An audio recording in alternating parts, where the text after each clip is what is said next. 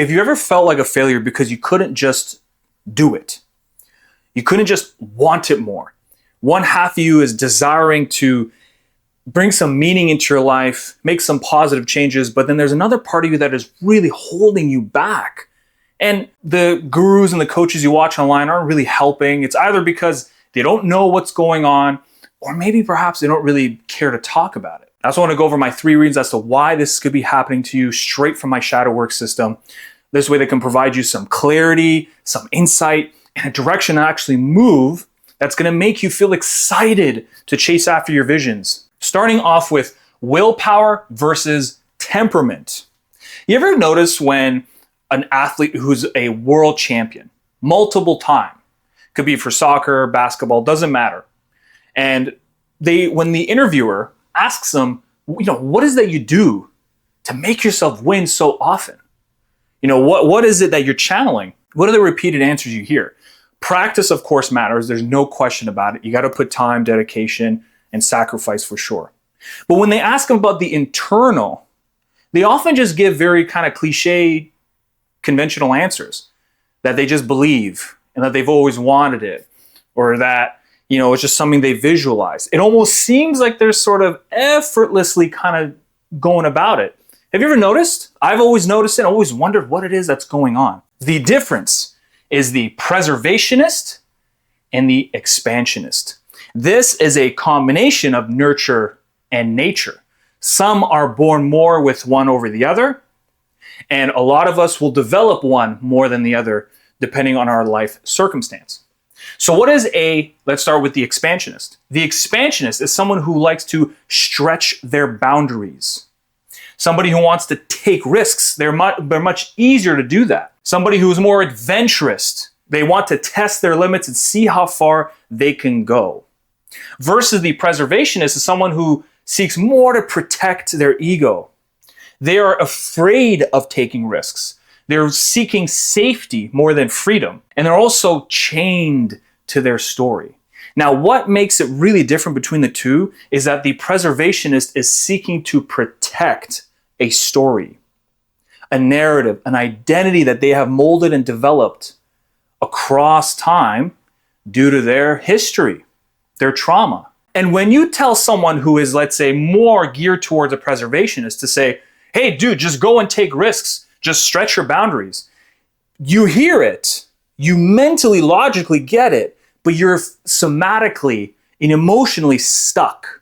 You don't feel you can move forward, which actually makes it worse. You get more angry about it because you're like, dude, I get it, but it's just not happening for me, which is why men suffer in silence. They feel embarrassed to talk to other men about it because they're just going to get scrutinized. But one thing to know is that the men that criticize it are either ungrateful that they are naturally more of an expansionist type, or by neglecting your reality, they are then rejecting their internal preservationist. So they suppress theirs by attacking yours. So that's one thing that can give you peace of mind, and don't take what they're saying straight to heart because it's more a reflection of their own pain. And in order to get a preservationist to have more of an expansionist frame, is that you have to dig all the way down to the story that you feel is important to keep, that is preserving something that you otherwise feel if you let go, you die. And so the first question you want to begin asking yourself is, what have you been trying to preserve? Is it failure? Is it embarrassment? And if it is that, why? Why are you so afraid of failure? What is it speaking more about you, or rather this false lie that you've had internally? Willpower is the mask successful men wear to hide the fact that they never really had to fight their own temperament. Preservation loop patterns. This is where you actually have to investigate to really break the hold and step into that expansionist frame. Imagine you're driving in your car, and in your car you hear a clink clink sound. Maybe even the dashboard is lighting up of something you got to address, but you ignore it. And so you move on, you keep driving until eventually the car breaks down. It starts smoking up and you're wondering what the heck is going on? What am I going to do? If you looked at the engine and just screamed at it to get up and let's go, get a move on. Or better yet, somebody beside you said, hey, why don't you just tell the car to hurry up and just get over it. Just get up and move, push yourself.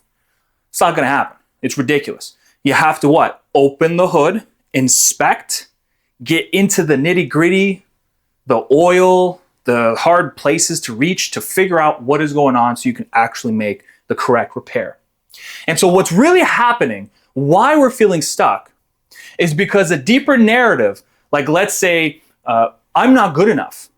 I'm not worthy enough because I was maybe told that by my parents, or because I've been highlighted more about my failures throughout my life. So now I've just taught myself through my superego to just pay attention to failures. And so remember our part of the brain, the RAS, the reticular activating system, that then will just eliminate what we don't want to focus on and just point to whatever we're trying to reaffirm and prove and find evidence for. So because of that narrative, over time, we collect data, collect information, we ignore all the successes, and then completely just keep regressing to the point where eventually we form this identity now. It's not all bad, right? It's not all bad. The soul, the internal connection to God and the divine and the higher meaning is always going to be there, always trying to steer you out of it. That's why there's always this duality internally within you, this resistance. But nevertheless, this identity is now beginning to get formed, and then this gets manifested through a reinforced loop pattern that comprises thoughts, emotions, and actions. When I was much younger, I would say probably like late teens, early 20s, mid 20s, I made a video actually earlier about this breakthrough that I've had after 10 years of shadow work. But before, if I was in an environment where there was very, let's say, socially successful individuals, the cool guys, the ones that everybody wanted to be around, who I always thought, like, why are you guys, like, he's not even that interesting. He's a nice guy, pleasant dude, but not making sense as to why all these people are around him. And I used to get envious and jealous and very embarrassed and ashamed. His success socially meant to me a reflection that I was a loser. But why? Because my deeper narrative was, growing up, I was highlighted and pointed out the areas in which I was failing. When I did something wrong, I was told. And when I succeeded, I wasn't really given much praise. So I never really understood like what success and failure is. Really, I knew what failure meant, but success never really was something that I actually could connect to and understand. So over time, I developed a self-worth issue and a way of proving myself that I needed to achieve more and more and more and more, but never really feeling anything no matter how high I climbed. So because of that, that developed this identity about me. And as I've gathered evidence, anytime I'm in an environment where there's a socially cool guy, a popular crowd, then my loop pattern, my regressive loop pattern would kick in. First, typically, it's a somatic for me. So my body would first react with tension. My butterflies in my stomach would start to kind of go off, but not in the good, excited way, in the very stressful, anxiety way. And then right after that, my thoughts would either go completely blank, or I would begin to imagine if I had tried to approach and make conversation, what's going to happen? They're going to laugh, they're going to ignore me, they're just going to think I'm completely boring, which then what? Affects my actions. I sit slouched, unable to actually live. I'm not living, I'm just in this survival state waiting for the moment to finish. And the worst question you can ask yourself is, why can't I do this? Why am I not able to do it? Because you're only now just reinforcing all the actual deeper narratives. So instead you have to ask yourself, what is this story benefiting? How is this helping me? And when you start to run through that question, you start to realize how much of what you have is self-manufactured. Where is the preservation loop activated? You have to map out, where is it that this comes up for you specifically? Begin to stress test the narrative like a scientist. And this is what's really important. Without the stress test, none of this matters. Because what's really going on is that from the identity to the narrative, the loop pattern, there is a fear that if I try to step into what I actually would like to be, not the person jumping into the crowd of popularity, but rather I just don't want to be the person imprisoned by this story, by this narrative, by my emotions and trauma. I don't want to be imprisoned. There is a fear of consequence. We have the worst case scenario in our minds. We take our past and we kind of dump it onto the future and we assume the same thing is going to repeat. So what we have to do is first understand the deeper narrative. What is that's going on? Why is it manifesting? Who did I inherit this from? And how long have I been just keeping this not for no reason, it's for safety, but how long have I kept it past its expiration date? Which then naturally will leave you towards your identity, which then make you challenge your identity and start to say, well, what the hell? Like, if that's the case, then who am I really then? Who have I always been and who would I always be?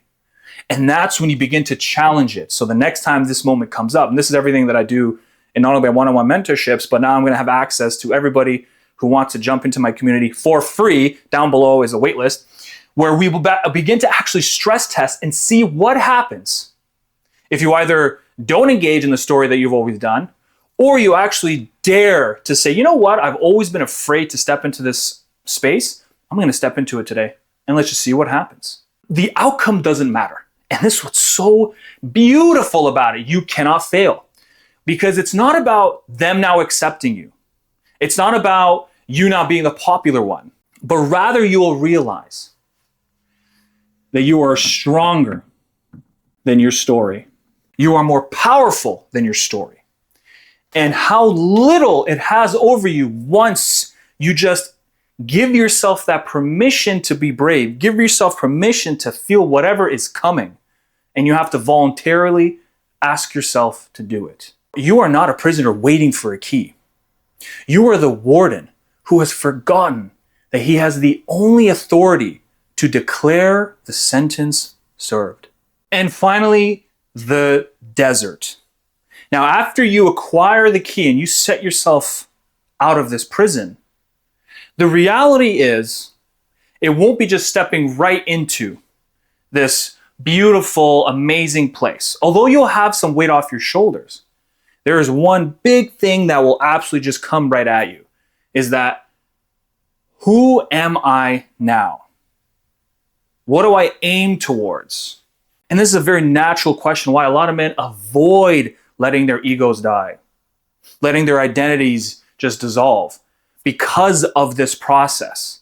And the desert, I call it, because that's what it feels like. It's just absolutely miserable there. There's no sight of anything except mirages, things that are going to try to distract you from actually finding that deeper soul connection, that wholeness that everyone is seeking, every man is seeking, where all it asks of you once you're there is expression, to build and create without the compensations of the prisons that you have in our minds from our past. And so the desert is tempting. It's going to draw you with illusions that if money will help you, that cars and women, all these things, and people stay in the desert because they walk towards it and only realize it was all a mirage and it was fake.